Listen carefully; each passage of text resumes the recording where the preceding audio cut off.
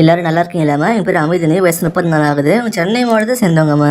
இப்போ ஒரு நாடகங்களும் இல்லை, அதே நேரம் நல்ல வசதி சேர்ந்துருக்கிற ஒரு பெண் தேட்டருக்கேன் அப்படின்னா எந்த ஒரு உங்களுக்கு தாம்மா. நம்ம சேனலை தொடர்ந்து பார்த்துட்டு இருந்தேன்.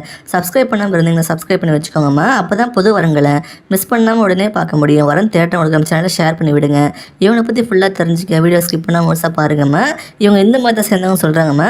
ஜாதியும் பார்த்தா செட்டியார்னு சொல்கிறாங்க, ராசியும் பார்த்தா மகரம் சொல்கிறாங்க, நட்சத்திரம் பார்த்தா திருவோணம்னு சொல்கிறாங்க. இப்போ இவங்க 2ஆம் திருமணத்தை தான் பார்த்துட்டு வராங்க.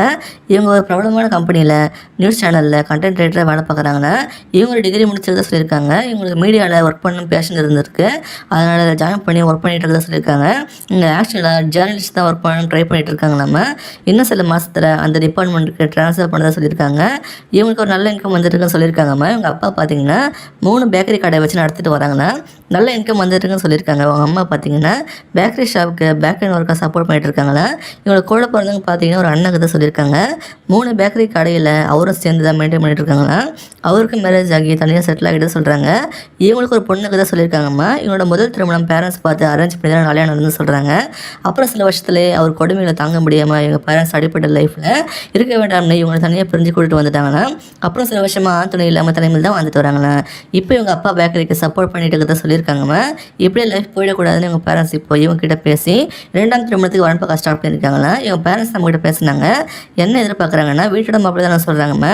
உங்கள் பொண்ணு இப்போ லைஃப்பில் ரொம்பவே கஷ்டப்பட்டுட்டாங்கன்னு சொல்கிறாங்க. அதனால் தனியாக அனுப்ப வேண்டாம்னு நினைக்கிறாங்க. வரப்போகிற துணை தான் வேலைக்கு போகணும் ஆசைன்னு சொல்லியிருக்காங்க. இவங்க பேக்கரி கடைக்கு சப்போர்ட் பண்ணால் போதும்னு எதிர்பார்க்குறாங்க. உங்களையும் நல்ல மரியாதை நடத்தவும் சொல்கிறாங்கம்மா. இவங்க பொண்ணையும் இவங்க பேத்தையும் நல்லபடியாக பார்த்துட்டா போதும்னு நினைக்கிறாங்க. உங்கள் லைஃபுக்கு தேவையான எல்லாமே இவங்களே சப்போர்ட் பண்ண சொல்லியிருக்காங்கம்மா. எந்த கெட்ட பழக்கமும் இருக்கணும்னு சொல்லியிருக்காங்க. உங்களுக்கு பசங்க இருந்தாலும் ஓகேன்னு சொல்லியிருக்காங்க. கடைசி வர இவங்க நல்லபடியாக பார்த்தோம்னு நினைக்கிறாங்க. இந்த மாதிரி ஒரு மாமியார் மாமனார் கிடைக்கிறது மிகப்பெரிய விஷயமா. இந்த மாதிரி ஒரு நல்ல குடும்பத்தை மிஸ் பண்ணிடாதீங்க. இவங்களை பிடிச்சிருந்தா இந்த வீடியோக்கு லைக் பண்ணிவிட்டு உங்கள் விருப்பத்தை கமெண்ட்டில் சொல்லுங்கம்மா. அடுத்த வரன்னு பார்க்க இப்போ ஸ்க்ரீனில் வர இந்த லிங்கை கிளிக் பண்ணி பாருங்கள். வாழ்க வளமுடன்.